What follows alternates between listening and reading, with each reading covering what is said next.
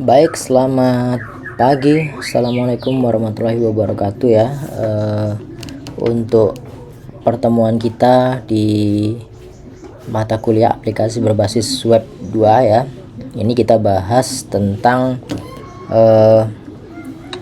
Object Oriented Programming atau OOP di dalam bahasa pemrograman PHP ya. Di sini kita bahas mengapa kita penting menggunakan OOP untuk materi ini di pemrograman web 2, karena kita sudah menggunakan yang namanya framework ya. Jadi framework itu menggunakan konsep OOP di dalam programmingnya. Namun sebelum kita implementasi ke dalam sebuah kode program, kita harus bisa memahami fundamental daripada arsitektur OOP ini terlebih dahulu ya. Nah, secara kita lihat di evolusi paradigma, kalau kita belajar secara natif ya, kita belajar pemrograman secara natif itu menggunakan prosedural ya. Kemudian jika kita menggunakan versus OOP ya, itu akan berorientasi objek. Nah, di sini kita lihat fokus utama pada prosedural itu lebih mengutamakan pada urutan perintah dan eksekusi function gitu ya. Kemudian maintenance-nya bagaimana? Itu akan sangat sulit dilacak apabila skala aplikasi sudah besar, karena akan menjadi spaghetti code seperti itu ya. Kenapa?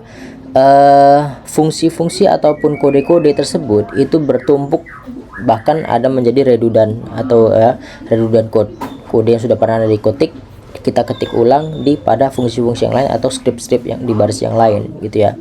Jadi untuk scalability itu sangat tidak disarankan karena terbatas ya. Kemudian jika kita lihat dari OOP, fokus utamanya adalah entitas, yaitu berupa objek yang menggabungkan data dengan functionnya seperti itu ya. Nah, maintenance-nya bagaimana? Kita dapat mengukur maintenance-nya, kemudian mudah dimodifikasi dan di debugging. Jadi kalau dia function A yang rusak, maka kita hanya fokus mengerjakan pada function A, tidak perlu membuka seluruh prosedural gitu ya. Scalabilitasnya bagaimana? Scalabilitasnya sangat-sangat tinggi, reusability-nya tinggi ya. Kemudian ada istilah di area, yaitu don't repeat yourself. Jadi di objek orientasi ini kita coding sebuah hal itu satu kali, dan itu bisa digunakan berulang kali pada implementasi yang lain begitu ya. Berbeda dengan prosedural. Kalau kita ingin mengambil data A ya, maka kita ketikkan kode scriptnya ABCD, ambil data A gitu ya. Nah, kemudian jika kita ingin mengambil data B, kita akan ulangi script yang tadi. Untuk di prosedural kita ketik kode ABCD untuk mengambil data B seperti itu ya. Jadi hanya beberapa parameter berubah, tetapi semua kode yang membungkusnya adalah sama, dan itu sangat tidak disarankan, sehingga tidak ada istilah reusable di sana. Itu terjadi namanya redundant code gitu ya. Nah, kemudian konsep inti dari pemisahan kelas objek, kalau kita lihat dari object oriented programming sendiri itu ada istilah dikatakan sebagai kelas dan objek. Nah, inilah yang harus sebagai Anda mahasiswa nanti pahami apa itu kelas dan apa itu objek ya. Kalau kita lihat dari gambar ilustrasi sini, misalnya ada sebuah blueprint atau cetakan dari mobil Avanza ya, misal contoh ini adalah sebuah blueprint yang sebelah kiri ini ya. Yang sebelah kiri ini itu adalah blueprint ya. Nah, yang sebelah kiri ini adalah blueprint. Blueprint ini merupakan kode aktual yang mendefinisikan struktur, atribut, dan fungsi dasar. Nah, kita sebut saja sebagai kelas, yaitu kelas mobil. Artinya blueprint sebuah mobil. Ya, dia mendeskripsikan bannya berapa milimeter, kabinnya tingginya berapa, panjang dan lebar mobilnya berapa. Itu adalah semua yang kita tuliskan di dalam blueprint. Oke, kita jadikan dalam nama sebuah kelas. Nah, kemudian implementasinya dia akan berubah menjadi sebuah objek ketika dia diinstansiasi ya, ketika digunakan. Boleh berapa banyak objek Pak dari blueprint itu dibuat? Ya banyak, sampai misalnya kita contoh dalam kasus nyata ya, untuk membuat satu mobil hanya membutuhkan satu blueprint. Kemudian setelah produksinya itu bisa membuat berjuta-juta mobil tanpa harus membuat blueprintnya lagi. Jadi tidak satu blueprint untuk satu mobil, satu blueprint satu mobil, tidak seperti itu ya. Jadi satu blueprint bisa digunakan untuk banyak objek instansiasi yang bisa digunakan. Inilah yang nantinya sifatnya itu adalah reusable, gitu ya, reusable. Nah, hasil nyata dari sebuah kelas yang hidup dalam memori itu mengandung data spesifik. Nah, kita bisa bikin objek yang baru dari sebuah kelas ya yang berbeda-beda. Contoh misalnya objek Avanza, objek Fortuner. Nah, cara instansiasi di kode programnya gimana? Kita tadi sudah mendefinisikan sebuah kelas dengan nama mobil ya. Sudah mendefinisikan kelas dengan nama mobil.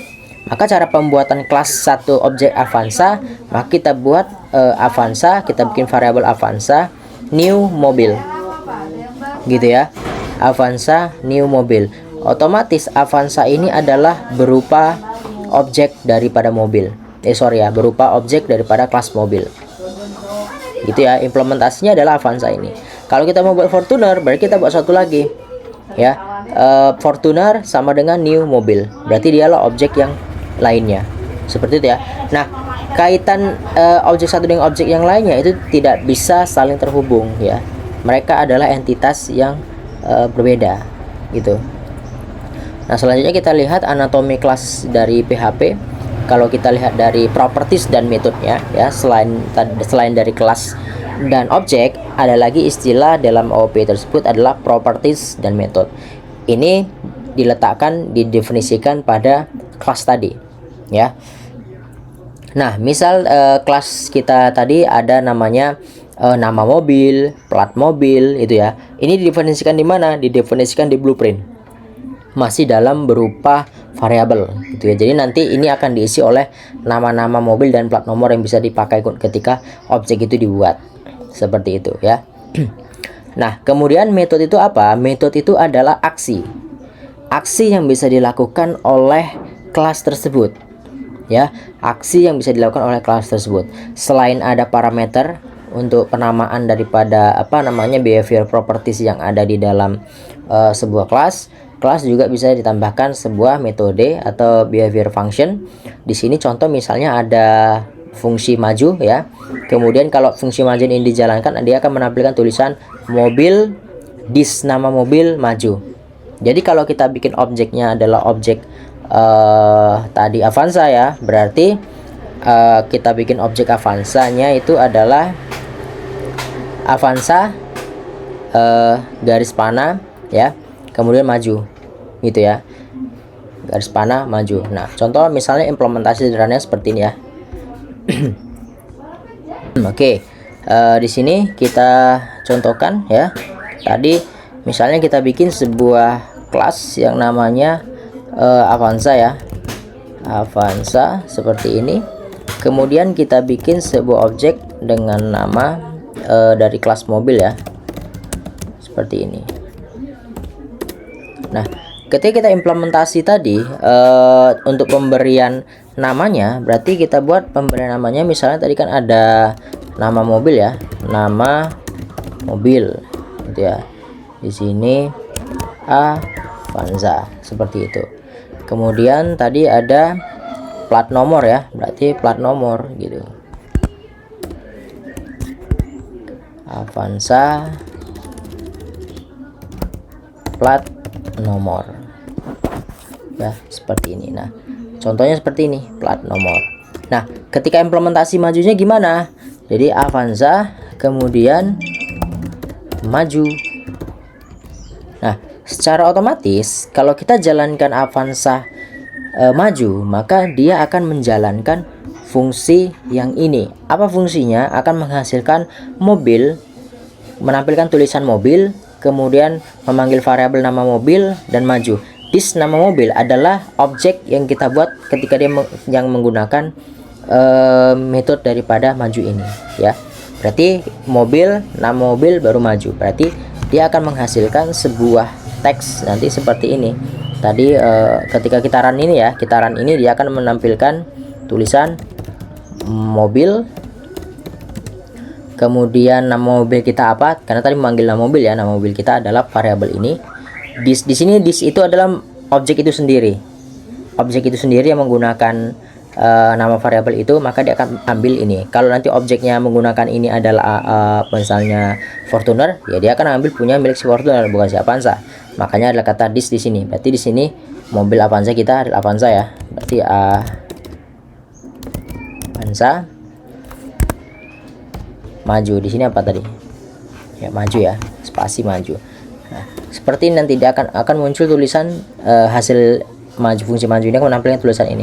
Jadi ini dia yang membedakan dengan objek-objek lainnya nanti, gitu ya. Itu contoh implementasinya. Nah, sebagai insight, gunakan keyword this untuk mengakses properti dari dalam kelas itu sendiri. Jadi kalau kita di dalam kelas itu sendiri, kita mengaksesnya menggunakan istilah this, gitu ya. Kalau hanya nama variabelnya saja tidak bisa, gitu ya. Oke, kemudian ini core konsep kelas objek, ini yang lainnya ya. Nanti bisa Anda sebagai ilustrasi, bisa Anda pahami secara konsep. Ada properti nama mobil, ada properti plat nomor, gitu ya. Ini contoh pengkode kelas mobilnya. Kelas mobil, public nama mobil, public plat nomor, seperti ini. Cara penggunaannya gimana? Ketika kita instansi saja objeknya tadi ya, Avanza sama dengan new mobil, gitu ya. Baru nama mobil sama dengan Avanza, plat nomor sama ini. Nah, kalau di kelas yang lain sama seperti ini juga. Jadi isinya berbeda-beda, gitu ya. Nah, ini contoh anatomy of class, state and behavior kelas mobil. Ini coding penuhnya ya. Mobil, plat mobil, plat nomor, gitu ya. Kemudian public function maju. Ingat, fungsi di sini itu berada di dalam kelas mobil. Artinya ini adalah satu kesatuan daripada blueprint, ya, kesatuan daripada blueprint. Kalau kita ingin bikin function lain bagaimana Pak? Ya tetap di dalam kelas mobil, karena kita sedang membuat behavior daripada kelas mobil itu sendiri. Ya, kalau kita punya kelas yang lain bagaimana Pak? Bisa, kita bikin kelas yang lain, tetap kita definisikan sendiri. Nanti bagaimanakah? Apakah bisa kita gunakan apa yang ada di dalam kelas yang lain? Misalnya ada tadi kelas sepeda motor, gitu ya. Kelas sepeda motor, nama sepeda motor, plat nomornya, kemudian sepeda motor juga bisa maju. Nah, itu kita bisa bikin satu kelas lagi yang paling atas, yaitu namanya kelas kendaraan, seperti itu ya. Nah, oke. Nah, proteksi akses data dari visibility modifier, seperti yang kita ketahui, yang namanya sebuah data, sebuah variabel, karena kita bersifatnya ada berkelas-kelas ya, maka ada istilah accessibility visibility modifier, itu berupa public, protected, dan private. Di mana itu Pak? Kalau kita lihat di sini, kelas mobil di sini ada tulisan public. Itulah yang dikatakan sebagai modifier tadi. Ya, apa fungsinya? Sebagian ini akan berfungsi bisa diakses secara langsung oleh kelas itu sendiri. Nah, ketika kita melibatkan banyak kelas, ini satu variabel ini juga nanti bisa juga diakses oleh kelas-kelas yang lain. Tetapi ada yang sifatnya terbuka, ada yang sifatnya dia tertutup, tidak bisa diakses oleh kelas lain. Tujuannya apa? Tujuannya adalah untuk keamanan data. Jadi kalau bukan kelas itu sendiri yang mengakses data, itu tidak bisa diambil oleh kelas lain. Nah, jadi tidak bisa ada yang masuk ya, seperti itu. Protection seperti itu. Jadi masing-masing ada kegunaannya. Ada yang diprotect, ada yang private, gitu ya, ada yang public, gitu ya. Jadi masing-masing tersedia dari mana saja, default level. Seluruh kode dapat dilihat dan diubah, gitu ya. Nah, kemudian protected, akses terbatas, hanya tersedia pada kelas itu sendiri dan kelas turunannya. Ya, nanti kita belajar yang inheritance ya setelah berikutnya. Kemudian private, terkunci rapat, hanya dapat diakses secara eksklusif dari dalam kelas itu sendiri. Ya. Jadi protected itu biasanya kalau kita bikin di sini misalnya protected P sama dengan 3,14. Tujuannya apa? Nanti tidak akan ada objek yang bisa mengganti nilai P tersebut. Jadi nilai P tersebut di secure ya, di secure artinya tidak bisa diubah-ubah.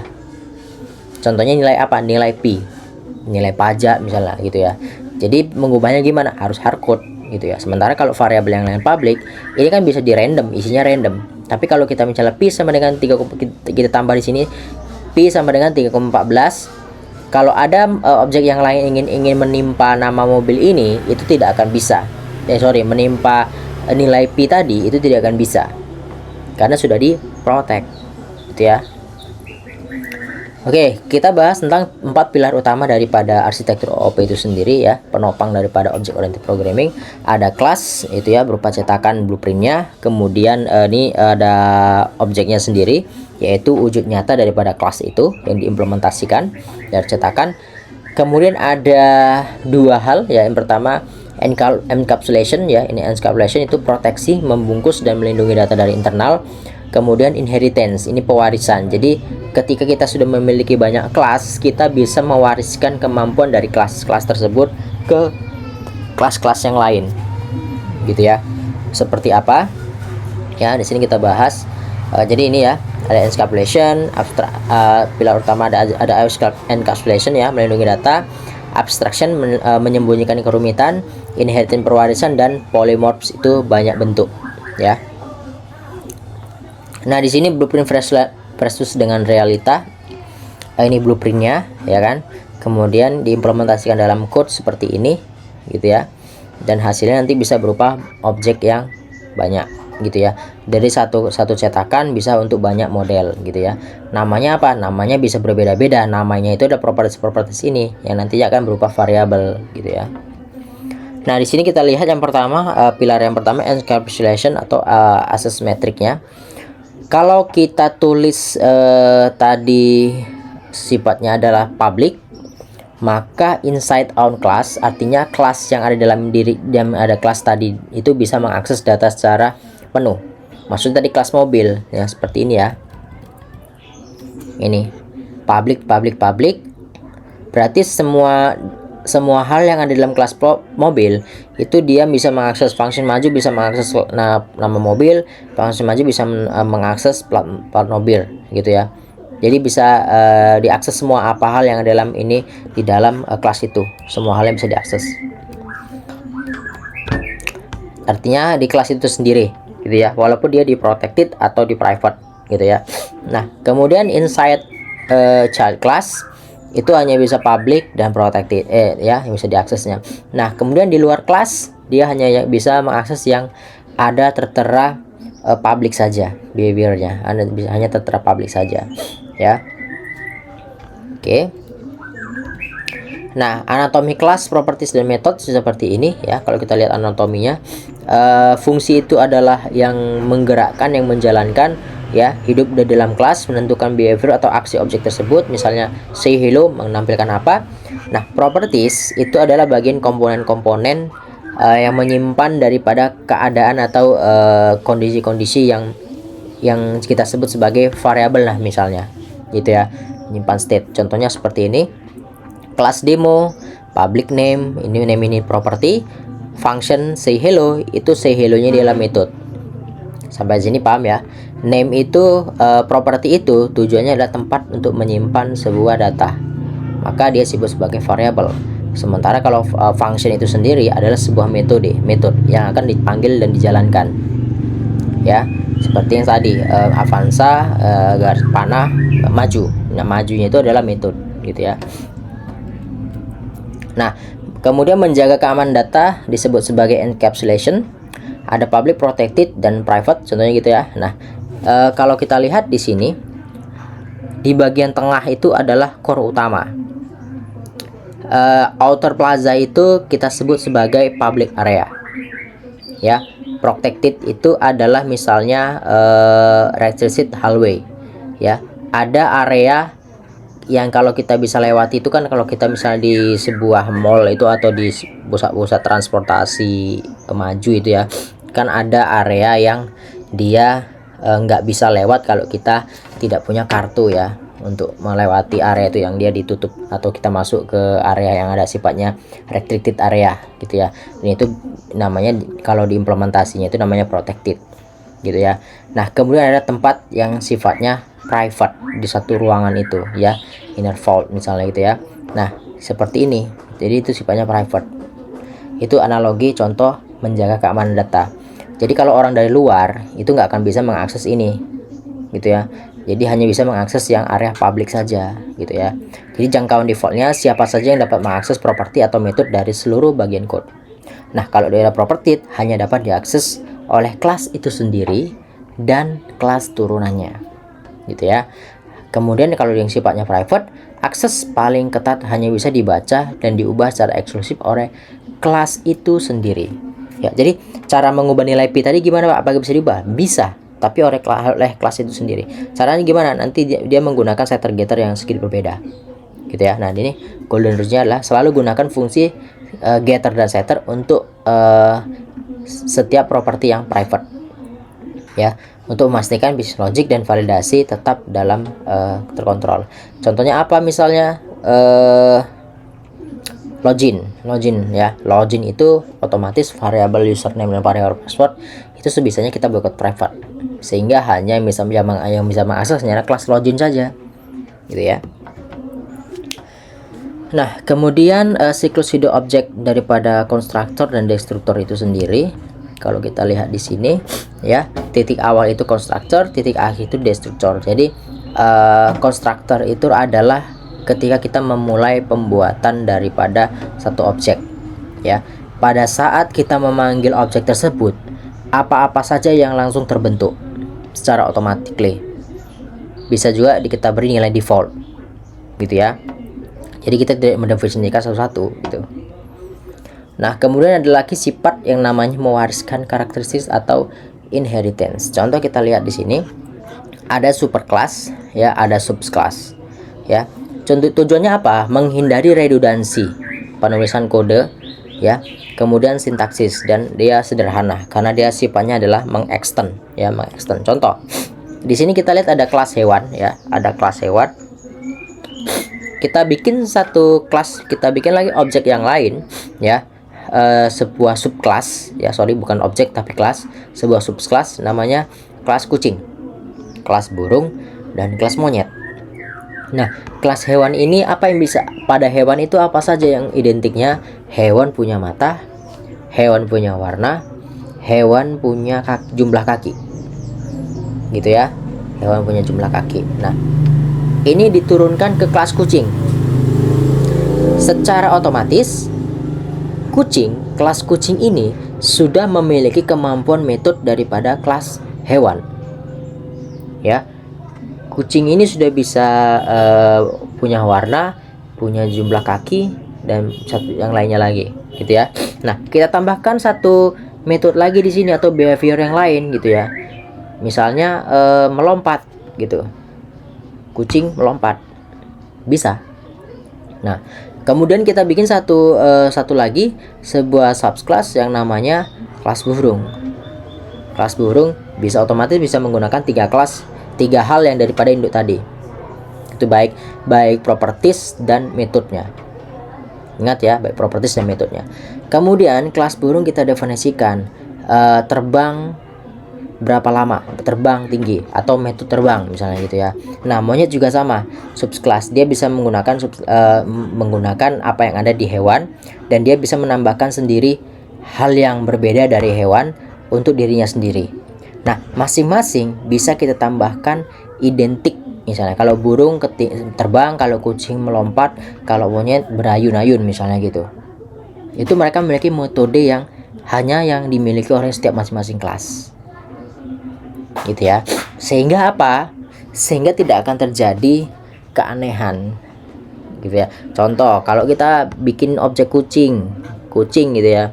Bikin objek kucing, kemudian ini kelas ini nggak ada fungsinya. Apa yang ada di kucing, apa yang ada di burung, apa yang ada di monyet bisa juga dipakai di kucing. Artinya nanti kucing ini bisa terbang, kucing ini bisa berayun-ayun, kan gitu ya. Nah, itu untuk menghindari hal seperti itu ada dibatasi dengan namanya subclass, gitu ya. Oke, ini contoh perihal yang terakhir, inheritance, the extends keyword, ya. Jadi kalau kita lihat di sini ada kelas hewan, misalnya jumlah kaki, warna kulit, itu kita protected misalnya, gitu ya. Fungsinya berpindah, kemudian makan. Nah, kita extend, kita bikin kelas yang lain, misalnya kelas kucing, extend hewan, kelas burung, extend hewan, kelas monyet, extend hewan. Otomatis jumlah kaki warna kulit berpindah dan makan itu sudah bisa dipakai oleh semua kelas ini. Nah, kemudian mereka juga bisa mempunyai kelas yang metode yang berbeda atau dengan nama yang berbeda atau nama yang sama. Kalau dia menggunakan nama yang sama, maka menggunakan istilah overrides. Overrides itu ditimpa. Kelas hewan sudah punya metode berpindah. Berpindahnya hewan mungkin maju. Nah, kalau kucing berpindahnya gimana? Misalnya lompat mungkin gitu kan. Nah, berarti di sini berpindahnya kita buat override, namanya tetap sama berpindah, cuman di sini isinya bisa berbeda. Gitu ya. Contoh misalnya kalau di burung override berpindah dia terbang. Gak mungkin dong kalau kita di sini mungkin berpindahnya maju. Nanti di sini akan berpindah saya maju, cuman gitu kan ya. Tidak bisa ya. Jadi kita bisa override. Nah, di sini di kelas monyet mereka bisa tambahkan makan juga override. Saya makan dengan mematuk misalnya gitu. Nah, ini terbalik ya, mematuk gitu. Nah, kemudian membangun hierarki dalam code. Kalau kita lihat di sini kelas hewan itu jumlah kaki, warna kulit, kemudian function construct berpindah ini ya. Berarti ini adalah kelas hewan. Kita bisa gunakan properties jumlah kaki dan warna kulit gitu. Sekarang kita coba extend. Kelas kucing extend hewan. Kemudian ada satu metode berpindah, saya bergerak dengan 4 kaki. Kita bikin kelas burung extend hewan. Kita bikin satu variabel lagi namanya sayap protected. Fungsinya berpindah, saya terbang. Nah, pertanyaannya kalau kita bikin objek kucing, neo kucing gitu ya, kucing berpindah, maka dia akan menampilkan tulisan saya bergerak dengan 4 kaki. Terus kita buat satu lagi burung misalnya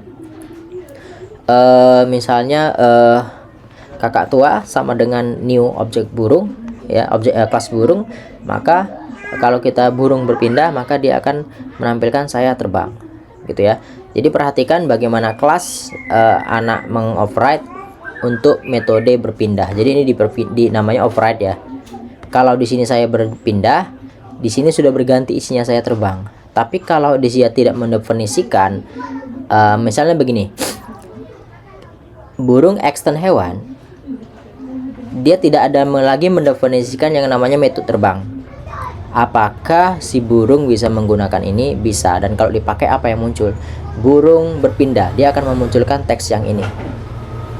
Gitu ya. Kenapa? Karena di sini dia tidak mendefinisikan apa-apa lagi. Dia hanya membuat objek yang berbeda, kelas yang berbeda gitu, extend. Bisa seperti bisa gitu ya. Tapi kalau dia memang custom, kita override gitu. Nah, aturan tetap dan sumber daya bersama. Nah, ini kita lihat ada sifatnya konstanta kelas, ada kemudian keyword statistik ini ya. Nah, kemudian konstan sama dengan constant value itu tidak bisa diganggu. Apa constant value? Nilai yang tetap, yaitu yang hanya internal kelas yang bisa mengubahnya. Contohnya pi 3,14 itu kan nilai tetap ya, itu tidak bisa diubah-ubah gitu. Oke, selanjutnya absolute atau immutable kelas konstan, yang contohnya ya public tax rate. Ini dapat ditulis oleh objek yang lain. Misalnya itu bisa ditulis dengan objek lain. Misalnya abang A mengset tax rate-nya 0,1. Ketika kita bikin objek yang lain abang B bisa mengubah tax rate ini jadi 0,05 seperti itu. Dan itu kan tidak boleh gitu ya. Jadi yang sifat-sifatnya seperti ini itu kita kasih constant supaya tidak bisa diubah-ubah. Hanya pemilik kelas utama yang bisa mengubah-ubahnya gitu. Ya gitu ya, itu paham ya. Kemudian di sini putting into practice ya. Kita lihat sistem arsitektur untuk ini ya. Di sini ada product, ada price, ada diskon, get price ini ya semuanya. Kemudian ada di sini ada kelas kelas subkelas. Kita lihat ya kelas turunannya. Jadi penggambarannya itu jangan dari atas ke bawah ya. Penggambarannya kalau nanti membuat diagram kelas diagram, bukan garisnya dari atas ke bawah seperti ini panahnya, tapi dari bawah ke atas. Tujuannya apa? CD musik ini mengextend produk, CD kabinet ini mengextend produk gitu. Jadi bukan produk mengextend CD musik ya. Kalau produk turunannya adalah ini, bukan seperti itu bahasanya ya, nanti supaya dipahami.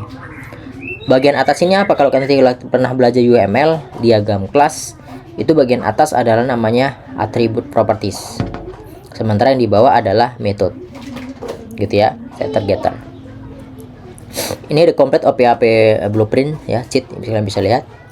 Ini sebuah kelas. Instantiation itu apa saja? Ada new, ada construct, ada destruct. Ya, ini untuk menghancurkan objeknya. Ya, meng-clear up. Kemudian untuk arsitektur extend ada extend, ada implements, ada interface. Ya. Kemudian kalau konteks dan state ada this, ada solve, statics dan cons. Kalau access modifier ada public, protected dan private. Inilah hal-hal yang harus kalian pahami terkait fundamental kelas sebagai blueprint. Bisa apa aja yang bisa kita gunakan. Rananya apa? Kalau kita ngomongin rana tentang modifier ya hanya ada public, protected dan private. Kalau kita ngomongin arsitektur, kita bisa bilang extends ya, inheritance, implement dan interface ya. Nanti ada satu lagi sih yang detail abstraksi gitu ya. Nah, ini konstan dan statik ya. Ini silakan dipelajari. Ini sama seperti yang tadi saya jelaskan ya, menggunakan self. Nah, ini sama seperti yang tadi ya. Nah, tantangan praktek untuk membuktikan code-nya adalah di sini ada tugas ya. Tugas 2-nya itu arsitektur ekosistem, nama, HP, attack point, attack. Yang metodenya attack. Si zombie itu mengextend enemy, bisa berjalan. Si pocong bisa jump ya, metodenya jump. Kalau si burung dia mengextend ini, maka otomatis dia attack, dia bisa fly, dia bisa walk, dia bisa jump. Satu lagi attack milik si enemy, dia bisa ambil. Kalau pocong hanya bisa jump dan attack. Kalau zombie hanya bisa walk dan attack karena dia mengambil dari kelas induk. Gitu ya. Burung itu nggak bisa jump, burung nggak bisa walk. Walk ada ya, ini walk azab sama. Tapi berbeda deh ya, walk yang ini dengan yang ini mungkin berbeda. Kalau zombie walknya mungkin suster ngesot gitu ya. Kalau burung walknya ya mungkin seperti berjalan, lompat-lompat gitu ya. Ini contohnya ya, silahkan dibuat nanti. Kemudian tugas 2-nya business logic inheritance, kembangkan sebuah kelas produk menjadi sistem utuh. CD music menurunin atribut dari produk, implementasikan modifikasi price sama dengan ini ya. Jadi yang tadi di atas tadi, yang ini itu silakan Anda tambahkan metodenya ini. Metodenya itu Anda kasih seperti CD musik, price-nya sama dengan ya. Untuk price Anda ganti price itu CD musik. Inilah sesuai dengan apa yang diminta ya, silakan. Kemudian goal akhirnya buat eksekusi kode PHP dan jalankan simulasi dari kasus arsitektur di atas gitu ya. Nah, kemudian studi kasus translasi UML ke PHP, contoh implementasi kodenya ya, dari kode yang ini tadi, yang ini Anda disuruh bikin implementasi kodenya. Jadi contoh kodenya seperti ini. Ini contoh diagram kelas. Jadi nanti kalau ada soalnya berupa diagram kelas, Anda hanya disuruh mengubah diagram kelas tersebut ke dalam implementasi kode ya. Kenapa kita gunakan diagram kelas? Karena diagram kelas itu sudah mendukung konsep OOP gitu. Jadi makanya kalau Anda nanti membuat laporan tugas, laporan kerja praktek, laporan skripsi gitu ya, kalau aplikasi Anda itu tidak menggunakan konsep OOP, jangan gunakan diagram kelas. Kenapa? Karena diagram kelas itu memang diperuntukkan untuk sistem yang dibangun menggunakan object oriented programming gitu ya. Jadi jangan salah, Anda sok-sok hebat membuat diagram kelas padahal implementasi kodenya mungkin natif gitu kan ya. Jadi jangan seperti itu ya. Jadi harus betul-betul sejalan konsepnya. Tujuannya apa? Tujuannya ketika mengembangkan dan membangun aplikasi, kita sudah bisa ada pandangan di sini dan diimplementasikan juga gampang. Contoh, produk, kita bikin kelasnya produk. Name, variabel nama, berarti ini mau terserah mau di protected atau apa, ini tergantung ini ya. Maka name, kemudian price dan selanjutnya gitu ya. Diskon dan selanjutnya, mau protected mau private, silahkan gitu ya. Implementasinya seperti itu. Terus metode bagaimana? Metode kita bikin public function get price, public function set price, public function get name, public function set name, public function get discount gitu ya. Seperti itu dan seterusnya ya. Nah, kemudian kita bikin kelas yang lain, turunannya, mengextend. kita bikin contoh kelas kabinet gitu ya. Kelas lihatlah ini ya, kelas produk, ini bracketnya, ini kelas, ini produk, ini pembuka dan penutupnya. Nah, kelas CD musik ini di luar ya, di luar daripada kelas produk, bukan di dalamnya tapi di luar. Kita bikin kelas yang baru, kelas CD music extend produk. Produk yang mana? Yang ini. Dia mengextend semua yang ada di sini itu bisa digunakan oleh kelas music. Terus private artist, apa yang ada di dalam sini tidak bisa digunakan oleh induknya, karena induk itu hanya berupa biasanya induk itu nggak dibuatkan objek ya, gitu ya, tidak dibuatkan objeknya. Oke, sampai sini bisa dipahami ya untuk implementnya. Nah, kita belajar tentang fondasi arsitektur OOP untuk menguasai PHP dan Laravel dari 4 pilar tadi ya, 4 pilar tadi, menggunakan kode PHP dan Laravelnya, karena kita menggunakan Laravel ya.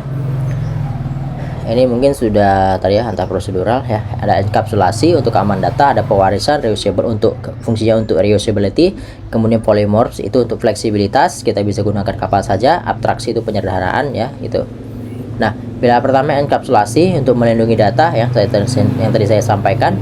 Akses modifier sebagai dinding pelindung ya, akses modifier sebagai dinding pelindung yaitu private, public, private, dan apa tadi satu lagi. Kemudian data internal itu berupa properties sebagai propertiesnya. Nah, untuk setter getter itu untuk menulis data dan validasi, kemudian getter untuk membaca data, gitu ya. Jadi ini data inti, kita bisa masuk ke dalam dengan menggunakan fungsi setter getter, ya, gitu. Nah, hak akses siapa yang boleh membaca ini sudah kita bahas ya. Ini nanti silakan dibaca lagi. Next. Kemudian enkapsulasi di dunia nyata keamanan model dari Laravel. Contoh misalnya user extend model, gitu ya. Kita protected variable name, email, password. Berarti variable name, email, password dari database ini tidak yang bisa diisi hanya oleh kelas user saja. Tidak bisa diisi oleh kelas produk. Kelas produk ingin mengisi name, email, password itu nggak bisa. Seperti itu ya. Kemudian pilar 2 pewarisan, ini contoh mewarisi ya. Contoh pewarisan itu adalah ini contoh kelas buah-buahan sebagai fruit induknya ya. Contoh kelas buah-buahan sebagai fruit induknya.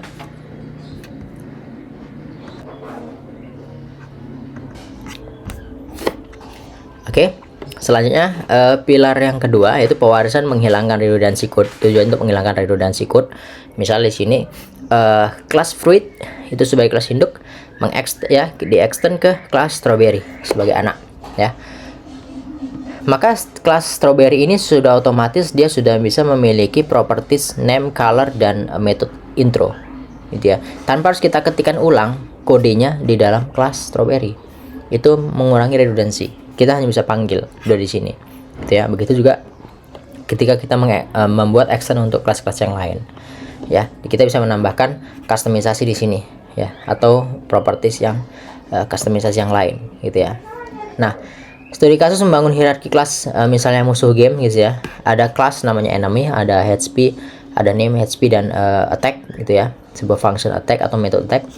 Di sini turunannya adalah kelas zombie, kelas pocong, dan kelas burung gitu ya. Jadi zombie itu worknya seperti apa, kelas pocong punya metode jump gitu ya, dan burung juga punya metode fly yang tidak ada di kelas induk dan bahkan di kelas-kelas yang lain seperti itu ya. Prinsip daripada don't dry your code ya, don't dry yourself. Properti nama, HP, dan attack itu tidak ditulis ulang di ketiga kelas ini. Kita nggak perlu menuliskan ini lagi di masing-masing. Itu dikatakan sebagai tidak adanya redundansi penulisan code. Tetapi kita masih bisa menggunakan daripada ini gitu ya. Nah, kemudian menerjemahkan blueprint atau pewarisan ke dalam ya, PHP contohnya. Kita terjemahkan ini kelas enemy di-extend jadi kelas di-extend oleh kelas zombie. Enemy punya name, punya HP, kemudian punya function attack ya. Logika serangnya gimana itu masih terserah, kita nggak sampai bahas ke sana. Kita bahas untuk bagaimana cara penggunaannya. Kemudian kita untuk buat zombie, kelas zombie extend daripada enemy, kelas enemy ya. Kita di sini di zombie punya ada namanya satu metode sendiri, yaitu namanya walk. Berarti di ini function walk. Otomatis zombie bisa walking, zombie bisa attack zombie punya name, zombie punya HP, gitu ya. Kalau zombie di sini punya sihir, ya kita tambahkan variabel sihir, public sihir misalnya gitu ya. Contohnya ini contoh polymorphs ya, polymorphs berpindah.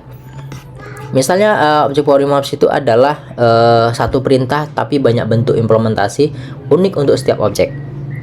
Itu yang tadi di override ya, di override. Berpindahnya kucing kita override berjalan, berpindahnya burung kita override terbang, berpindahnya ikan kita override jadi menampilkan tulisan berenang atau menampilkan aksi berenang. Jadi satu perintah ketika objeknya itu beda-beda dari kelas yang berbeda, maka dia akan mengeksekusi hal bentuk yang lain. Jadi makanya dikatakan sebagai polymorphism, memberikan respon fleksibel, banyak memiliki implementasi banyak bentuk gitu ya. Itu namanya polymorph, pilar yang ketiga gitu ya. Nah, polymorph di sini skema database Laravel contohnya seperti ini. Misalnya ada class, comments gitu ya, ada ID dan body gitu ya. Kemudian ada commentable ID sama commentable type. Nah, ini ada di post ya. Ada di post, diambil dari tabel post gitu ya. Yang ini diambil dari tabel videos gitu ya. Ada ID, URL, duration gitu ya. Nah, satu tabel mengabdi pada banyak tabel lain secara dinamis tanpa mengubah struktur dasarnya gitu ya, tanpa mengubah struktur dasarnya. Realisasi polymorphic ini menghindari pembuatan tabel post, komen, dan video komen secara terpisah gitu ya. Jadi ini diisi terpisah, ini diisi juga secara terpisah gitu ya, dan dia akan diisi secara dari sini gitu ya. Nah, pilar 4 abstraksi menyembunyikan atau kompleksitas sistem. Jadi interface-nya seperti ini. Kalau kita lihat implementasinya disembunyikan dalam bentuk mesin, misalnya seperti ini backend-nya. Jadi keyword abstrak itu memaksa standarisasi. Kelas induk hanya menyediakan blueprint, memaksa kelas anak untuk mengurus detail rumit mesinnya. Gitu ya. Jadi blueprint itu seperti ini. Kelas anak itu akan mengurusi detail paling rumit yang ada terjadi di dalam. Abstraksi sebagai mesin utama atau arsitektur pada Laravel itu misalnya controller ya, itu sebagai sama sekali tidak tahu apakah ia menggunakan Stripe atau PayPal ya. Controller tidak akan mengetahui. Yang mengetahui siapa? Yang mengetahui nanti ketika dia digunakan ya. Misal ini adalah controller untuk pembayaran ya, payment interface. Kita bikin interface. Di sini interface-nya ada menggunakan Stripe service, ada menggunakan PayPal service ya, gitu ya. Nah, gambaran besar dari ekosistem arsitektur OOP, sebuah sintesis menyeluruh dari 4 pilar utama membentuk struktur dan evolusi sistem perangkat lunak modern. Jadi ada semuanya, istilah pewarisan, ada abstraksi sebagai fondasinya, kemudian polymorph sebagai soket universal gitu ya, kemudian enkapsulasi itu sebagai pelindung ya, sebagai pelindung dinding ya, enkapsulasi sebagai pelindung dinding ya, seperti ini gitu. Nah, kemudian kode yang baik adalah arsitektur yang baik. Jadi menguasai OOP bukan sekedar menghafal aturan sintak. Ini adalah pergeseran mindset untuk merancang sistem arsitektur yang aman dari setiap ekspansi di standar industri modern. Jadi kita mulai mengikuti apa yang terjadi di standarisasi industri modern. Walaupun saat ini sudah ada istilahnya vibe code ya, coding dengan AI, tapi kan secara customisasi Anda harus bisa paham konsep fundamentalnya gitu ya. Jangan telah mentah-mentah apa yang dibuat oleh si AI langsung Anda jalankan, tapi ketika Anda custom, Anda nggak ngerti konsepnya gitu ya. Nah, status quo OOP sebagai standar industri modern itu bukan sekedar pilihan ya. Kemudian dominasi framework juga sudah banyak. Kemudian ekosistem modularnya juga sudah mutlak bergantung pada tingkat modularitas ya. Jadi tergantung modulnya itu. Nah, masa depan OOP kemana arah rekayasa perangkat lunak.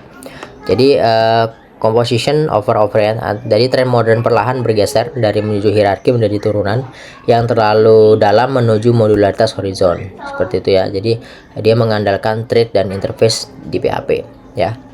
Ada stick type evolution, kemudian ada AI assistant architecture. Jadi kita akan mengarah dari yang mulai composite over inheritance sesuai dengan modul-modul.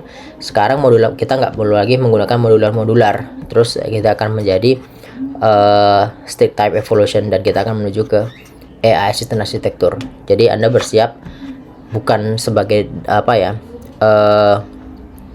five code melulu, tapi ada hal bagaimana Anda menciptakan AI assistant itu sendiri. Bukan Anda sebagai pengguna, tapi ada sebagai orang yang membuat aplikasi, tapi dengan memanfaatkan kecerdasan buatan tadi. Bukan AI yang disuruh dibuat, tapi aplikasi ini dapat menggunakan AI untuk melakukan solvingnya, seperti itu ya.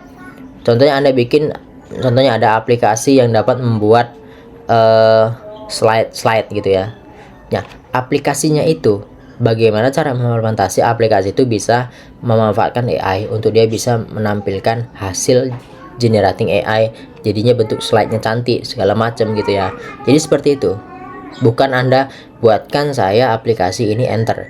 Bukan dari sisi itu kita pandangnya. Begitu ya. Kemudian matriks evaluasi kelebihan dan kekurangan OP ya. Di sini ada kelebihannya, skalabilitas sangat ideal, modularitas ya, kemudian keamanan data itu pasti.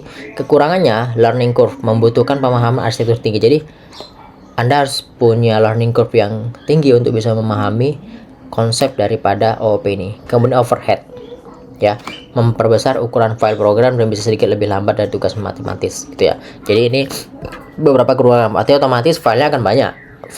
Biasanya kalau prosedural kita bisa bikin satu file untuk semua hal. Nah, ini kita harus bikin satu file, kelas ayam, kelas, meskipun kodenya cuma sedikit, tapi filenya harus satu gitu ya. Nanti di sana aja. Makanya kalau kita pakai framework, file itu bisa banyak gitu ya. Tapi kalau kita ngerti konsepnya itu nggak ada masalah gitu. Kemudian mengapa OOP adalah fondasi masa depan PHP ya, standar industri mutlak ya.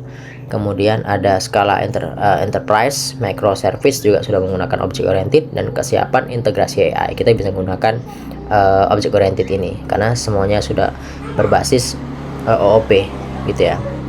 Jadi OOP bukan sekedar gaya penulisan sintak, ini adalah pola pikir fundamental bagi software engineer di masa depan gitu ya. Dari penulis code menjadi arsitektur sistem. Jadi seperti itu ya.